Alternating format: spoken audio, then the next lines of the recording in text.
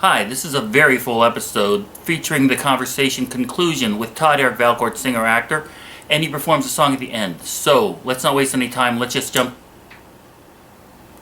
Could have wasted a couple seconds.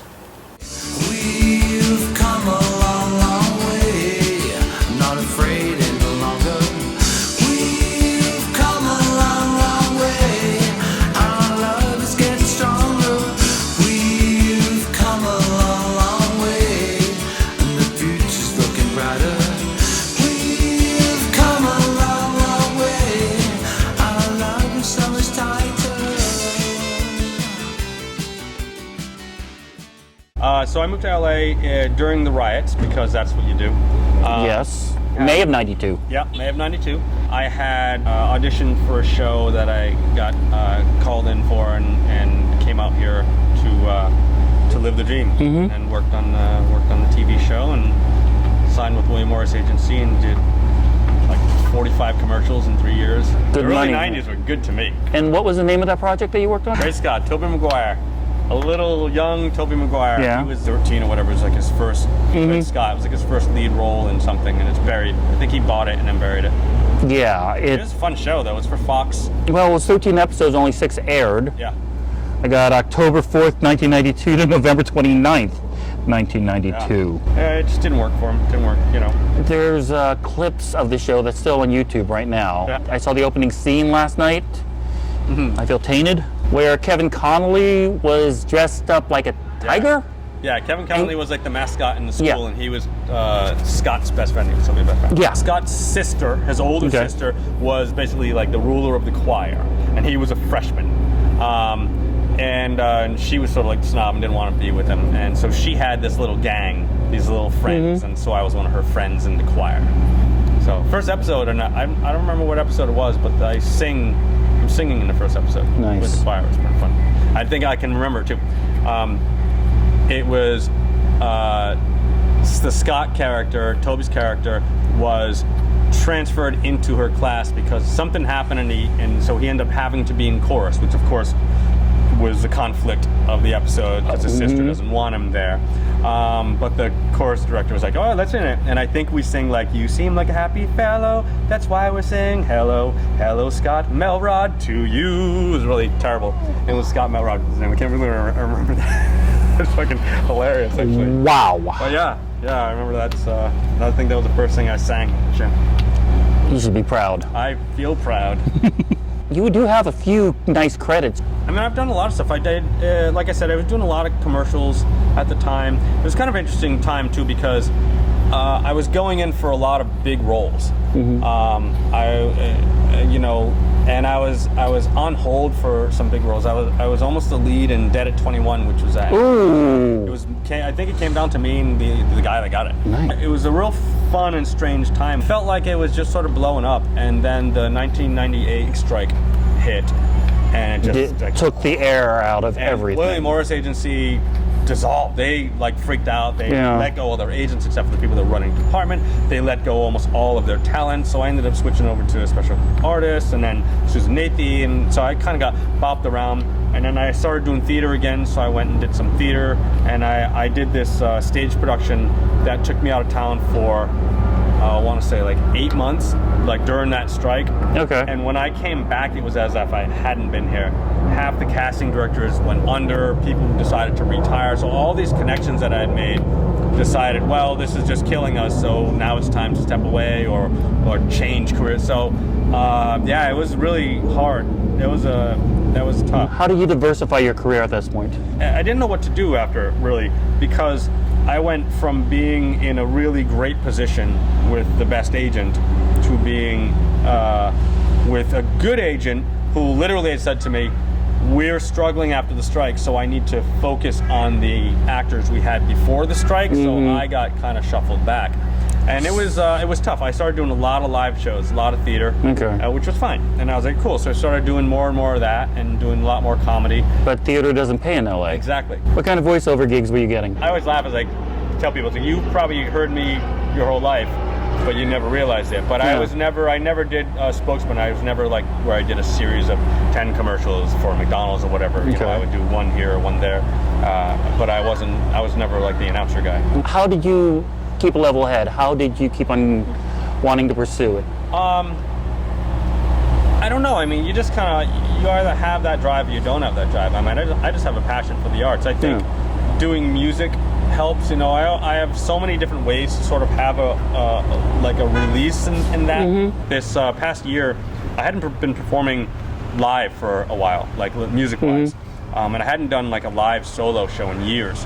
And just this summer, I started doing live solo shows again. When times get slow, I have another outlet. So you always found a way of keeping yourself motivated. Yeah. Was there ever a time when you just said, forget it, I want to get an office job? I think it was during the writer's strike, where everything was just sort of slow again. And I was like, I really would like to have like a steady check for a little while. So I went out to try and find like at least like a part-time regular job, which I hated. But I used my time at that job to write a screenplay and like a teleplay and some stuff. So I ended up and then I quit and went back to the industry because I was just dying. What's the worst job you've ever had? Oh, Non-industry, obviously. I don't know. I haven't had any terrible jobs. When I was a kid, when all my friends and stuff were working as like a busboy or paperboy or whatever, my dad was an electrician.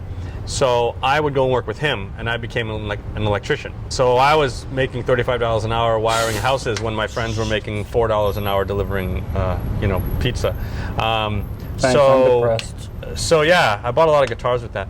So I always enjoyed that. I just kind of, I don't think I have ever had like a terrible job. I got asked to come in and work as a dialogue coach for an actor on a pilot.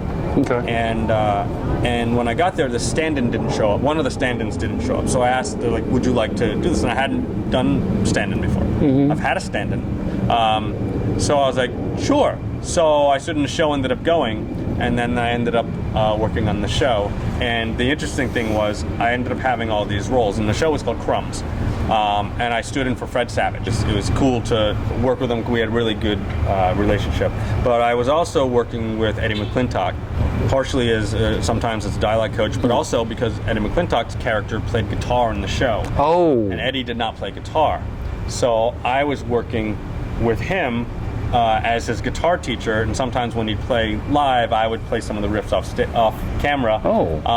And then I also did the voice of the neighbor to Bill Devane, who played the dad. Wow. So I had all these jobs in this one series, and it was amazing. It was such a great show. Jane Curtin was the mom, and she was just awesome. We shot it at Universal, and every single day, Eddie McClintock and I would leave the set and sneak onto the lot, and we would ride the Mummy, and we ride every single day. And it became this thing where everyone started hearing about it. So then all of a sudden, Maggie Lawson started joining us, and Fred Savage started joining us, and then Jane Curtin wanted to join us. So eventually, there's like 11 of us sneaking onto the lot. Wait, Jane Curtin? Oh yeah. She can't. Well, She was Fred the best Savage. too because there was one time where we definitely shouldn't have gone, but she was like, "No, we're gonna go ride the Mummy. I want to ride the Mummy." So we're like, "No, we can't. We're gonna get in trouble." She's like, "I'm with you. We're not gonna get in trouble." So we all went and we rode the Mummy. We came back and was like, "We were looking for you." And Jane was like, "It was all my fault." She totally laid down for it and took care of all of it. And then nobody got in trouble because Jane, of all the people I've worked with through the years, and I've worked with hundreds of different actors and dozens of famous actors and stuff. She was probably, if not my favorite, one of my favorites because she gives off an energy. There was one episode where I was standing in for Fred, and Fred couldn't be there for the week. He had something going on the entire week. He could only show up the night we were shooting.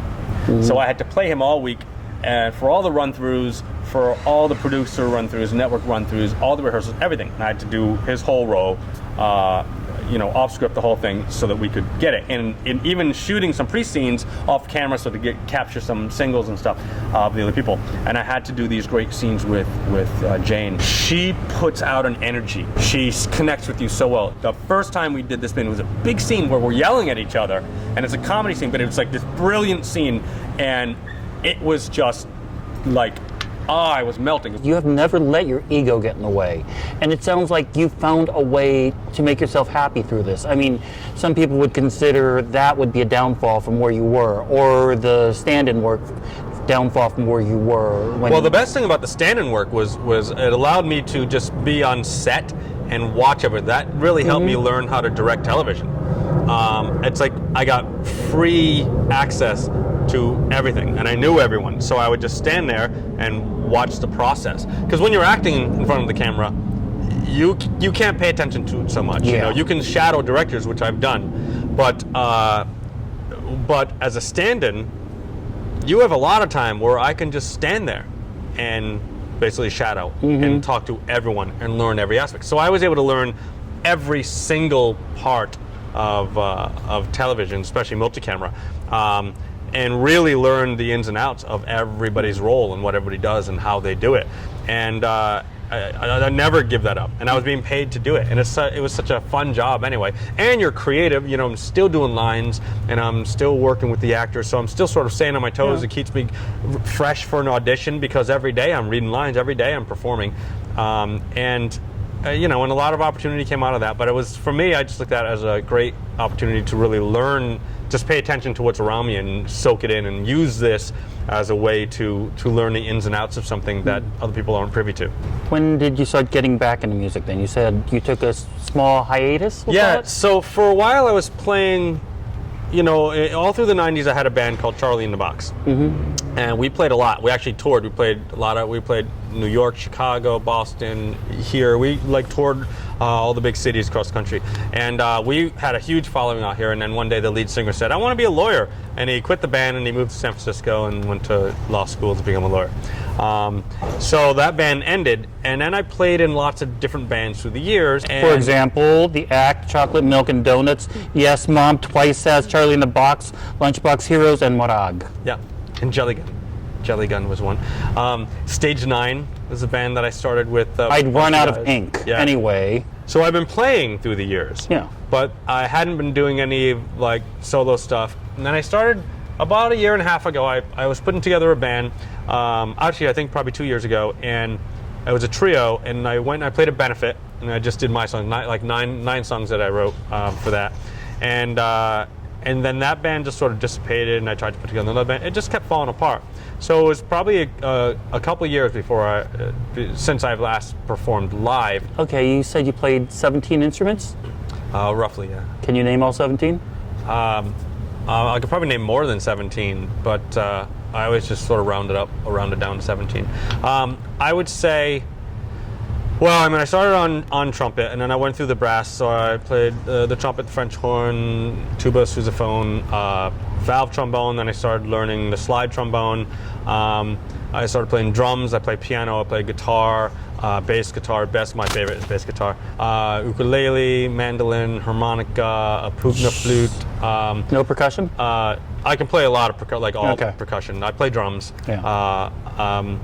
So like I said, there's more. Tell me about this project called Lunchbox Heroes. I was hired with my friend Jim Maltman. I get hired to do the opening act headline comedy for the Royal Caribbean on a 30-day contract in the Caribbean. Okay, not bad.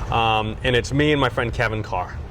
And so Kevin Carr and I start working on things, and it's a 2-person routine. They want it sort of vaudeville, so you got to work on these acts. But you perform 6 days a week, 2 shows a day, and each show has to be different. So you have to write 20 different opening act shows that are 10 minutes long, basically, 10 to 15 minutes long.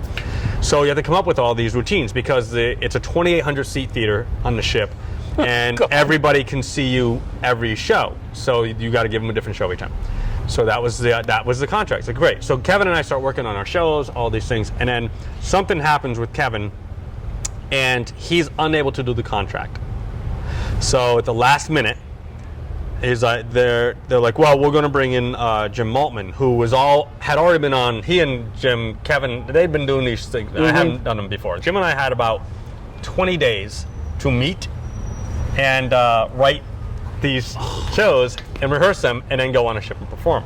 So we did, and it was brilliant, and it was so much fun, and it was amazing. And now I didn't know Jim very much, but he's a super talented guy, and he's like a circus guy. He was a ringmaster for Ringling Brothers for a while. He's an amazing juggler and balancer, and like he's just one of these guys.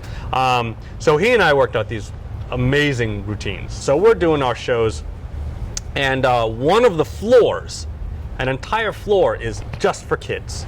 Okay. So families come, and let's say you have a 6-year-old. You bring your 6-year-old to floor 12, and they take him for the day. And then you meet him for dinner, and then you go out and see a show. But he's occupied for the day. Activities, everything. They're doing everything. Every day. We get there the first week, and we're doing our show. And our show is a bit silly, and there's some juggling, and there's all sorts of fun things. So they come up to us and say, hey, the kids' act didn't show up. Is there any possible way that you could put together a little show to perform once a day for this week? I had my guitar with me, and Jim juggles and stuff. So we were like, well, I was like, well, we could write some songs, some like kid songs and whatever. And like, okay. So this is on a Monday. So on Monday, we sat down. I wrote 8 songs, and then we later that afternoon played those 8 songs for these kids, and they went nuts. They just love them. They love the songs. So the next day, they're like 2 more. So we ended up having 10. We performed again, and all of a sudden we start having parents coming up to us saying, hey, my kid won't stop singing your song. Where can I get it? We're like, oh, I don't know. I wrote it on Monday. So you can get it by watching me. So it became like this weird little thing that we got all of a sudden popular. Now the thing is, like, everyone knows that we're the first performers anybody sees on the ship. On the very first party, no, it's best. It's absolute best. We're the only one that everybody knows our name. The very first party, you get on the ship and you meet us. And we're like, hey, we're gonna party, and we're like getting people dancing. It's like this whole, I'm Todd, this is Jim, and this and that. So by Tuesday, you're a rock star on that ship. Everyone wants to party with you. Everyone wants to buy you drinks. Everyone wants to be your friend, because you see us every day, and we have full reign of the ship. I can go anywhere I want, because they want us to be like the face. So everyone's pals. So by Wednesday, everyone wants to be us. Everyone wants to like hang out with us. It's this weird little world. But all of a sudden, we start getting approached by staff and everything and say, hey, the parents want to hear the songs. So by Thursday, we're playing the kids' songs in the piano lounge at night, at like 11 o'clock at night, while the kids are in bed, for the parents, because they wanted to hear the songs. And it just became this thing. So we did it. They asked us to do it week after week. So we kept doing it through the month. And this one guy from Disney Music was there and was like, hey, you should he was like, you should meet with us, or we should record a record and stuff. So long story short, the Disney deal fell through, but we ended up going to the studio and recording a record called Lunchbox Heroes, and then we just ended up releasing it ourselves. You can get it on iTunes and Spotify. It's on all those things. But Lunchbox Heroes. And the big thing was, kids' songs are terrible. We wanted to write songs that were, as we said at the time, between Brittany and Barney, because that's Brittany's choice was popular. So it was like when they were done with the Barney songs, but still too young to hear the sexy Brittany songs at that age. So that was the age range we hit. Yeah. So now my favorite story about Jim is I didn't know the dude. And he has this bizarre sense of humor. Like, I met him, we worked on our shows, and we got there. Didn't know it. We each had our own rooms. And our rooms were next to each other, and we had these great rooms. And I was like, hey, I'm going to run out to grab some food. He's like, okay, I'm going to go to the gym. And I was like, okay. I was like, well, you want to meet back here later, and then we'll go up to one of the bars and have drinks and hang out. He's like, yeah, that's fine. And this attitude with me, I'm like, okay, you don't want to meet? He's like, no, that's fine. And he walked away, and I didn't know what to think. But it was, he's just a goofball. Yeah. I came back to my room later, and there was a note taped to my door that said, given the chance, I will punch you in the throat. And that's all it said. And I still have it. And I died, and that's how I knew, like, what a screwball this guy was. And we just became, like, the best friends. Wow. I was like, I laughed so hard. And that's all it was. That was like punched in the throat, weird little comedy, but he was just like, I thought you might appreciate that. The self-titled project? Yeah, so that's an old project, a 4-song demo that led to a full album that I called Tragic, which I never officially released. I might actually release that this year. You should. But yeah, I have a full album called Tragic, and I started recording. Those are some new songs that I was writing, and I was recording the demos, and so I released a little 4-song demo of it. You have something that I can't think of anybody else that has one. You at your home, you have a recording studio, Yeah. and you don't live in a mansion. Nope.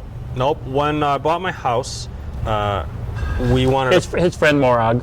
we wanted Hi, Mo. to put hi Mo, a terrific singer-songwriter and amazing voice actor, and we were. And she's a ninja, by the way. She's a ninja. Yeah. And well, she and I had started our production company together, our film company, when we started shooting my short films in 2006. And we wanted to do more voiceover, and she was doing voiceover, I was doing voiceover, and we wanted to teach voiceover and sort of expand it. So when I bought the house in 2011, I basically took the third bedroom of the house and ripped it and then converted it into a studio and put in a full sound booth and got it all set up for that. Yeah, so In a small area, you have everything you pretty much need. yeah, and it was there was a big closet which I gutted and then expanded out of the closet another 3.5 feet and made basically a room within the room. So I put in a full isolation booth, full sound booth with the window and the whole thing. You and have so many construction hardwired. products too. I don't understand. Yeah. Is that part of your father's Yeah. Okay. Yeah, I grew up, wiring and building houses with my father and my uncles and stuff like that. So, like when I got the house, got the keys on Friday and gutted the kitchen on Saturday, and redone everything in that house. And I teach and direct voiceover there as well, and I can get like 4 people in there. One other thing I wanted to discuss was your comedy. You said you did stand-up once and you want to try it again. You've been members of comedy troupes like Future Has-Beens and the Valcourt Brothers. Yeah. And do you think you are more of a comedic actor at this point, or can you play drama still? Or I feel like I'm pretty strong at both. Comedy is very natural to me. It's easy for me. So I've done so much improv and I'm very comfortable on stage. Yeah. But comedy is just it is very easy for me to just naturally do. Drama takes a little more work, but it should. If you're really reaching for something, then I think you need to put a little more work into it. Sometimes comedy can just kind of come off depending on what you're doing. do you have a dream role that you would play, either at theater or? I always wanted to be the MC in Cabaret. I saw Joel Grey perform that in not the original run, in the comeback run, but I got to see that, and I was blown away. It's like, oh my God, he was so good. And that role is like something that I would totally do. Guess what? What? It's time. Uh-oh. For the The envelope of Todd. Uh-oh. You ready for the questions? Let's see how well I know me. All these questions are about you or the people you work with, and let's see how many you get right. You went to Tiverton High School in Tiverton, Rhode Island. That is correct. That one I know. What was the name of the school mascot? Or what was the school mascot? It's a tiger. Okay. Yeah, it's a tiger. Okay. You went to Emerson College with a lot of soon-to-be famous people Yeah. as alums. What producer who attended Emerson has made the most money? These two guys are kind of neck and neck. I don't know. Kevin Bright barely beats Norman Lear. Oh, yeah, Norman Lear. I forget. You attended Second City and took classes from the modern improv guru, the late Del Close. Yes. According to legend, what book did Del help fund in the late 60s, early 70s to help his friend Ron? I don't know. I don't know the answer to this one. The book was called Dianetics. His friend was L. Ron Hubbard. That makes sense. You still have, if you didn't know it, an account on MySpace. Do I? Yes! Oh, wow. I wonder how many friends I have. What is the first song that comes up on your MySpace music account? Oh, my God. Holy crap. I didn't think I had a MySpace. I got to remember. Is it one of mine or is it a Charlie in the Box song? I don't remember what year. It's actually almost close. You almost almost said the title. I almost said it. Is it one of mine or is it a Charlie in the Box song? Peace of Mind. One of Me. One of Me. Oh, One of Me. Yeah. That's the first song that comes up. Oh, yeah. You were a regular on the Fox show Great Scott. The show starred a young Tobey Maguire before Spider-Man fame as Scott. What was the name of the high school they attended? Oh my God. I don't remember. McGregor High. Taft. Taft? Really? Yeah. I don't remember that. In 2006, you were on 2 different episodes of a TV show called Crumbs. It starred Fred was. Savage as a gay Hollywood screenwriter. Yeah, it's a fantastic show. What famous, oh, this is going to be too easy. What famous sitcom father directed all 13 episodes? Say Ted it. Wass. Yeah. Ted Wass, I worked with Ted Wass for years, and he's fantastic. I've known him for years. I've worked with him on, literally, I've worked with Ted Wass on probably a dozen different TV shows. Really? Yeah. I believe you were a stand-in for the TV show I'm With Her. Oh, temporarily. I was like Yeah. utility stand-in. And it's about a famous starlet who starts dating a nobody. Yeah. It starred Rhea Seehorn, Danny Corden, David Sutcliffe, and Terry Polo. What are the 2 Aaron Sorkin TV shows that Terry Polo had a recurring guest star on? Oh, wow. I don't know. I love Terry Polo. Yeah. She was so much fun. That's why, because I remember you telling me about Yeah, her. she was great. She would have like a little margarita cart at the end of like, she would, who wants margarita? She was so much fun, and I said she played the lead. Yeah. And it's based on Brooke Shields. She's Northern Exposure, Yes, but that but that's wasn't not an another- Eric. I know. I'm just trying. I'm working my way backwards. You got your IMDb folder going Yeah, on I'm in your going head? through the IMDb. Okay. Just name 2 Aaron Sorkin TV I don't know. shows. I don't know all the Aaron Sorkin TV shows. What's the most obvious one? Some law show, some sports show. wanna slug the you Aaron sometimes. Sorkin like comedy hour. Yeah, the Aaron Sorkin Comedy Hour That with was- Rip Taylor, yes. That was great. There's confetti everywhere. I don't know. West Wing and Sports Night. Sports Night was the one I was going to guess, but I don't remember her on West Wing. She was Jimmy Smith's wife. Oh, okay. She, at the end of the series, became the first lady. I said some like law show and a sports show. You played the man on DVD on the TV show Accidentally on Purpose. Oh yeah, I still get checks from that. Really? Oh yeah. Okay, the show was created by Claudia Lonau? Leno. Yeah. What TV show was Claudia first on as an actress? I think it was Dynasty. Nope. One Falcon Crest. It was one of those, wasn't it? Knots Landing. Knots Landing. Yeah, it was one of those. Yeah. She's fantastic. We're like social media friends still. But she was great on that show. That was really fun to work on and really creative. Jenna Elfman was like so much fun on that show. You played a limo driver on a TV show called School of Rock. That is correct. So I'll tell you about that day. Okay. So I get cast in that, and I'm the limo driver. So Jonathan McClane is an actor who was in Retired at 35. Right. And okay. I stood in for him for 6 episodes on Retired at 35. Super nice guy. So he gets cast as this rock and roll dentist, and which I auditioned for. I went and auditioned for the rock and roll dentist. Okay. And instead, I get cast as a limo driver, and they cast him as a dentist, and I'm his limo driver. Okay. So it's the first time we've seen each other in years. So we get there and like, and our booths, our dressing rooms next to each other. So we're hanging out, chatting, this and that. The limo is cut in half for shooting. Yeah. So you have a full limo, and then the front half moves out of the way so they can shoot. So they shot his scenes first. So all the kids are in the limo, and they think this guy is like a rock and roll producer, but he's actually just a rock and roll dentist. So it's one of those like, So this guy, he gets in, they shoot his whole scene. Well, there's troubleshooting the scene. And I'm right on set, and we're sitting there, and I'm in full wardrobe. The scene goes like this. All the kids jump in the limo. Yeah. And I lean back and say, hey, what are you doing? You can't get in here. This is a private limo.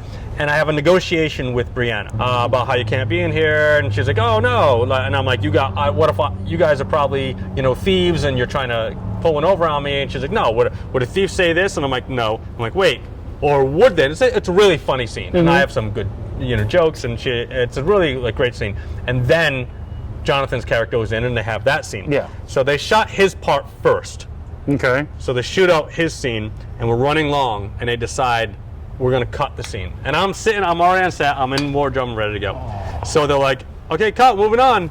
And they start moving, and I'm sitting there like, and I know everyone there, I'm working on this series. Yeah. So one of the associate director goes, someone going to tell Todd? And then they're all like, oh. Like they didn't even think about it. So then all the producers and writers, all the execs came to me like, so sorry, it's just we're running long, we got to cut it. It's like, so we're not going to. I was like, oh, okay, whatever. Like, so sorry. And Jim and Steve are brothers, and they're like the greatest. So Jim goes off, and he goes off, and they're doing all their thing, and I'm just sitting there, and they're like, all right, well, I guess go to wardrobe and take up the stuff. And Jim's like, oh, hold up. So he's like, just hang on for a sec. So I'm just sort of hanging out, and they're setting up the next scene. Jim comes up to me with pages. He goes, here, I wrote you into the next scene. So they wrote that scene to keep me in the episode. You were holding a sign during that scene. What did it say? No. It's got to say the name of The Rock and Roll Dennis, which is who they mistake for the producer because they have the same name. Two rock and roll icons are both named this. David Bowie. Yes. Doesn't say David Bowie. You're stalling, aren't you? Yeah, I don't know. Yeah.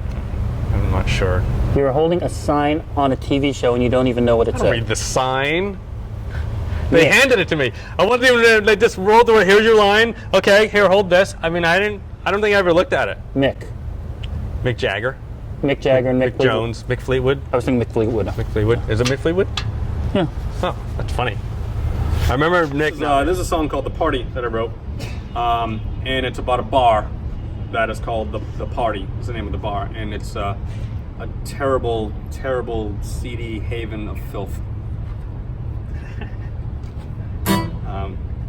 This is a great song with a band because it's a really dope bass line, but this is the acoustic version.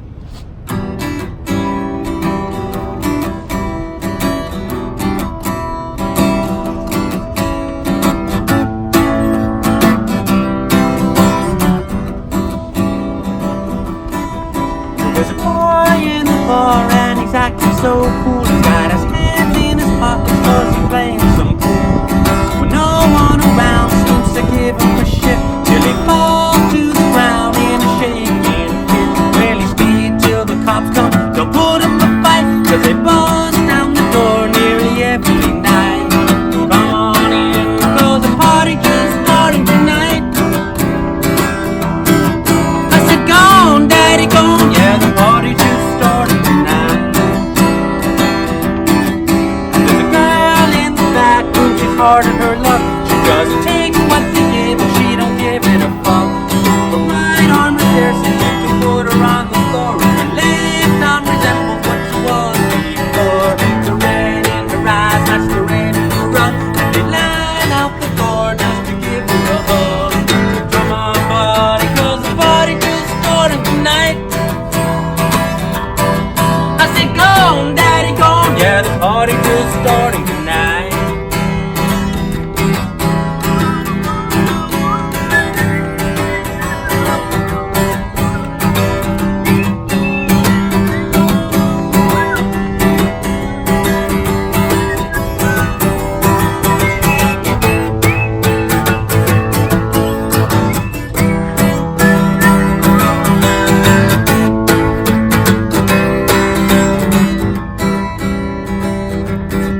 Well, now Officer Jones is a regular Joe, and he comes to the bar and blows for some blow. He's got a wife at the market and a kid in the car. Till the gun loses patience for the vacant that bar, so he drops to his knees just inside of the door. Mr. Jones won't be coming back here no more. Says too bad, buddy, cause the party just started tonight.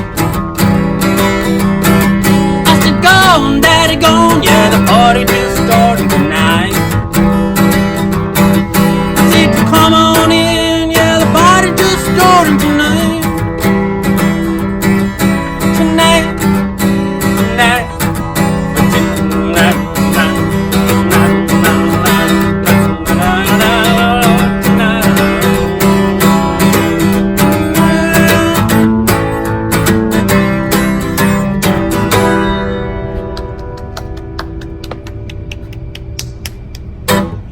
Todd, thank you for spending a majority of your afternoon with me. Tell me about your upcoming gigs. Well, I'm playing a live solo show at Pig and Whistle on Saturday the 24th, Pig and Whistle in Hollywood on Hollywood Boulevard. August 24th. August 24th at 9:30 p.m. Is it going to be a monthly thing you're hoping? I think so. This is the third month. I did the one show in June, and it was a big success. And the booker asked if I would play all the time, so I told him I'd play once a month. So one Saturday a month. So this will be my third there. All ages? All ages. $10. Yeah, $10 cover. It's a great room. It's the room in the back where the stage is. You hope to have that album coming out again? Yeah, I'm thinking about, because I'm also recording all these new songs that I've written, and I have I've recorded 4 new songs already, and I have the Tragic album that I've never released, so I got to sort of go back and remaster that and maybe put that out. Probably put it out on like iTunes and Spotify and stuff. Okay. And I just directed a TV pilot called Nice. Teaching Harmony. Yeah, I have a whole bunch of other little things. I have a couple of shorts that I'm planning on directing in a little bit, and I just got asked to help out in rewriting some scripts for an animated series Nice. that is going to series, and they needed it. It's comedy, and they needed it punched up. So I got asked. So I got to sit down and meet with them. And What's the best way for people to follow you on socials? Instagram is my fave because I like pictures. Todd, I'm at Todd Eric Valcourt, all one word. I'm the only Todd Eric Valcourt in the world, so if you type in Todd Eric Valcourt, you'll find all my social media, and apparently MySpace. So make sure you follow me on MySpace. Yeah. And I don't even know what the login in that is. ToddEricValcourt.com? Oh, ToddEricValcourt.com is a site that needs to be updated. Yeah, that's what I was trying to say here. Another Subtly. one. I haven't even looked at it. So it's a site I built 20 years ago, 15 years ago. I don't remember. But it's a basic like little. What about stalkers? What's the easiest way for them to follow you? Oh Jesus! On a Dwar Rock. I mean, you can find me here at Panera. This is where I sleep. Thanks for spending your afternoon with me. Yeah, thanks for having me. This is fun. I'm glad we got rain. Thanks. That was awesome. Who doesn't want rain in the middle of an interview? That's the best. And then it turned out to be hot as hell. Well, we're running long today, so I just want to say thank you guys all for watching. If you want to follow me, please like this, please share this to everybody. And if you want to get a hold of me on the social networks, I am at Kyle Isao, KYLEISAO, on Instagram and on Twitter. And I can be emailed at askkyliequestion@gmail.com. Until then, from Hollywood, that's a wrap.